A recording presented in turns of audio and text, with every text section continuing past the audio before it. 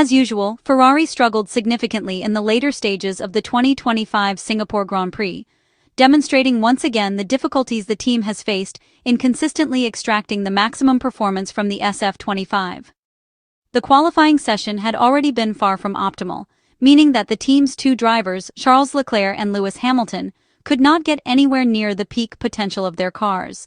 Excessive understeer, combined with incorrect tire usage and management throughout the qualifying and early race periods, rendered it effectively impossible for either Ferrari driver to mount a serious challenge at the front of the grid.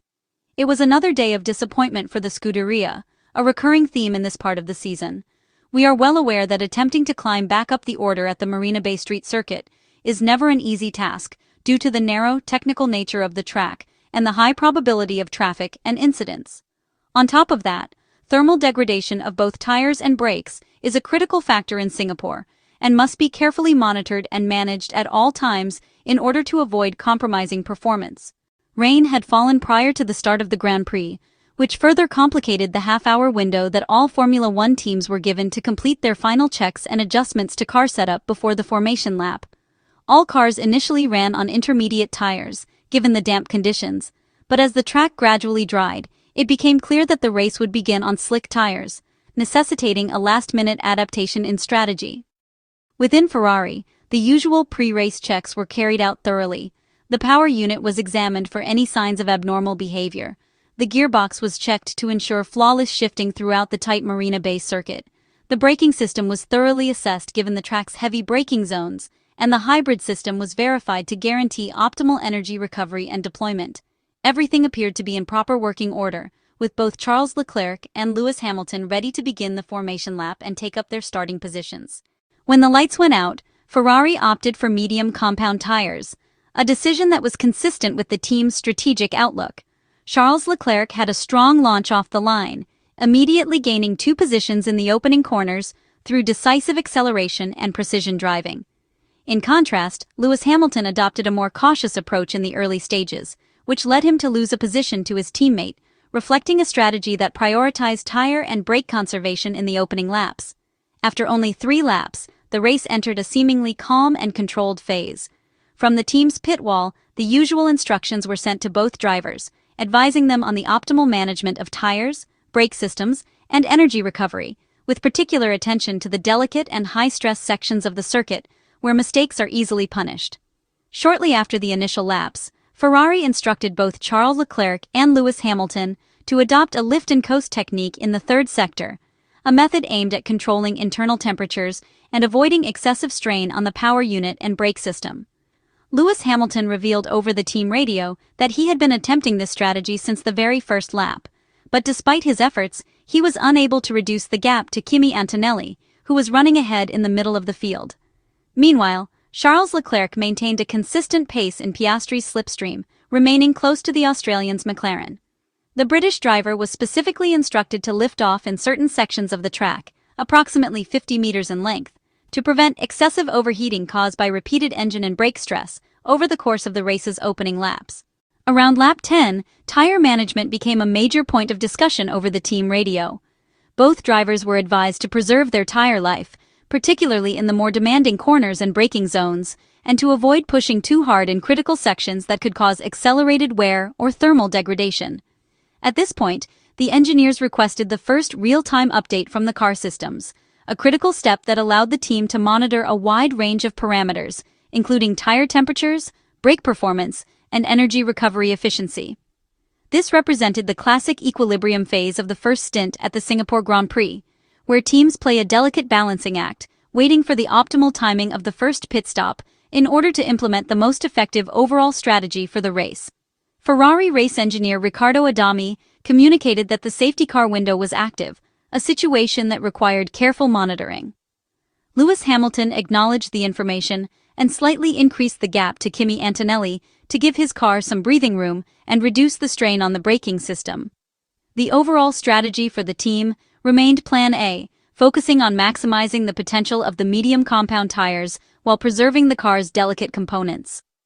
Despite the fact that neither Ferrari driver was running an exceptionally fast pace at this stage, the tires were clearly suffering and showing signs of distress. Charles Leclerc was specifically warned about overheating of the front left tire and was instructed to increase his use of lift and coast to reduce the strain on the brakes, which were experiencing considerable difficulty under the high braking loads of Marina Bay. Ignoring this advice would have posed a significant risk to both the driver and the car's performance. Charles Leclerc had no alternative but to comply and carefully managed his pace to maintain the car's reliability. On lap 22, Charles finally made his pit stop, as his medium tires had become completely exhausted. For his second stint, he switched to hard compound tires, a more durable option aimed at maintaining consistent performance over a longer period. Upon rejoining the track, Charles found himself behind Nico Hülkenberg, whom he passed without significant difficulty, demonstrating the effectiveness of the hard tires in providing stability and grip. Ferrari's technical director, Vasseur, communicated a lap time reference of 1:36.5 to both drivers, a benchmark designed to ensure steady pace and consistent tire and brake management. Lewis Hamilton, meanwhile, requested increased radio communication from the team to better manage his race. 3 laps later, he made his pit stop, which unfortunately was not executed as quickly as planned. Like Charles Leclerc, Lewis Hamilton switched to hard compound tires, and a minor adjustment was made to the front wing of his SF-25 to optimize front-end downforce and improve balance under braking and cornering. Upon rejoining, Lewis Hamilton found himself behind Nico Hülkenberg as well, with a stop slightly longer than anticipated, affecting his overall track position. After the sequence of pit stops, Kimi Antonelli began appearing in the mirrors of Charles Leclerc, signaling a clear threat from the Mercedes driver. Even though Charles did not have immediate competitors directly ahead of him, he continued to receive radio instructions from Brian Vasseur, reminding him to maintain the lift and coast technique, which remained a tedious but necessary part of managing the SF-25. Multiple Ferrari cars had already struggled with brake overheating during the race, and the SF-25 was once again pushing the limits of what the braking system could handle. Lifting off in every braking zone over distances of 25-30 meters highlighted just how sensitive the car had become under the extreme thermal conditions of Singapore. By the halfway point of the race, the sense of frustration and helplessness within Ferrari's garage became even more apparent. Both SF-25 cars were running without the ability to fight for top positions, while Kimi Antonelli skillfully inserted himself between them, taking advantage of Ferrari's compromised pace. Brake management remained a particularly critical issue for Charles Leclerc, who continuously reported over the radio that he needed to handle the brakes with extreme delicacy to prevent building up excessive energy that could lead to overheating or failure.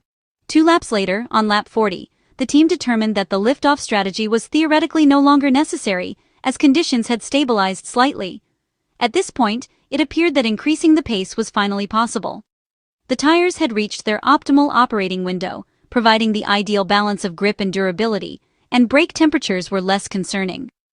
Lewis Hamilton attempted to take advantage of this window to reduce the gap to Kimi Antonelli, while Charles Leclerc also raised his pace. However, the gap to Oscar Piastri's McLaren was approximately 14 seconds, a deficit extremely difficult to recover without a fortunate incident or safety car intervention. On lap 44, Lewis Hamilton entered the pits to fit soft tires, a move intended to assess whether the additional grip could allow the Ferrari to close in on Kimi Antonelli and potentially challenge him for position. The British driver immediately demonstrated remarkable pace, becoming the fastest on track and effectively running around 15 laps at qualifying-like intensity.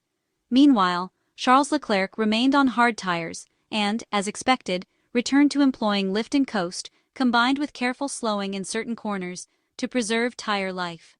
5 laps later, Kimi Antonelli overtook Charles Leclerc with relative ease. Mercedes had significantly more pace, and the overtaking maneuver for 6th place required little effort. The Monegasque driver expressed clear frustration over the radio, sharply criticizing the continued need for lift and coast, which continued to penalize the SF-25's potential performance. Meanwhile, Lewis Hamilton continued to advance rapidly, with the team orchestrating a position swap to allow him to pass Charles Leclerc.